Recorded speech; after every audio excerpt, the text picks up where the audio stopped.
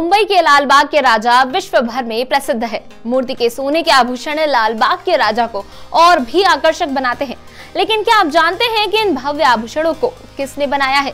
इन सुंदर आभूषणों के सुनार कौन है? नमस्कार, मैं भावना और आप देख रहे हैं न्यूज 18 हिंदी ओरिजिनल्स। मुंबई के गणेशोत्सव में बड़ी और भव्य गणेश मूर्तियां हमेशा से ही आकर्षण का केंद्र रही है और सबसे सुंदर और अद्भुत है लालबाग के राजा। लालबाग के राजा को देखने श्रद्धालु दूर दूर से आते हैं। लालबाग के राजा की भव्य और विशाल मूर्ति पूरे गणेशोत्सव की जान होती है। ऐसे में सोने के आभूषण मूर्ति को और भी भव्य बनाते हैं। सोने के राजा की भीख वाली, बाजूबंद, परशु, कड़े, कमर की पेटी, सोन पावल सभी मूर्ति को और भी भव्य बनाते हैं। इसके साथ ही आपने मुंबई के दूसरे पंडालों में भी भव्य गणेश मूर्तियों को दिव्य सोने के आभूषण पहने जरूर देखा होगा। लेकिन क्या कभी आपने सोचा है इन आभूषणों को कौन बनाता है?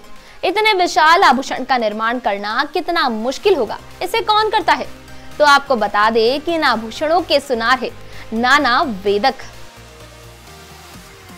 नाना वेदक अपने सुनार परिवार की तीसरी पीढ़ी है। उनका परिवार पिछले कई दशकों से मूर्तियों के लिए आभूषण बनाते आ रहा है।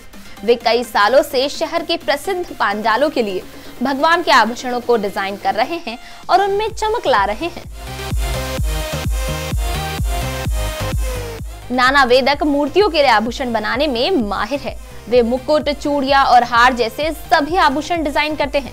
वे गणेश भक्तों के बीच भगवान के सुनार के रूप में प्रसिद्ध है।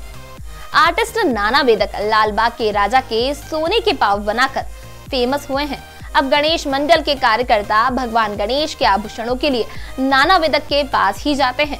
उन्होंने लालबाग के राजा समेत कई मशहूर मंडलों के लिए बप्पा की ज्वेलरी डिजाइन की है।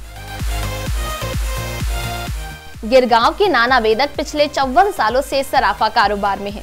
1994 में उन्होंने मुंबई की प्रसिद्ध प्रभादेवी में श्री सिद्धिविनायक का मुकुट बनवाया था। फिर 2006 में उनकी जिंदगी में एक अहम पड़ाव आया। फिर उन्होंने लालबाग के राजा की सोन पावल यानी सोने के पाव तैयार किए। साथ ही उन्होंने गणेश गली, चिंतापानी, गिरगांव के राजा, किले के राजा जैसे कई समूहों के लिए काम किया है। गणेशोत्सव के दौरान लालबाग के राजा के दर्शन के लिए लाखों भक्त आते और चरणों में नारियल की तोरण चढ़ाते। ऐसे में मिट्टी की मूर्ति को नुकसान ना हो, इसकी सुरक्षा हेतु सोन पावल तैयार कराया गया था। नाना वेदक बताते हैं कि उन्होंने और उनकी टीम ने मूल छत को छेड़े बिना मूर्ति के पैरों को ठीक करने का बहुत ही सावधानी और कुशलता से काम किया। ये कदम मंडली और भक्तों को इतना पसंद आया कि उन्होंने राजा के सारे गहने बनाना शुरू कर दिए।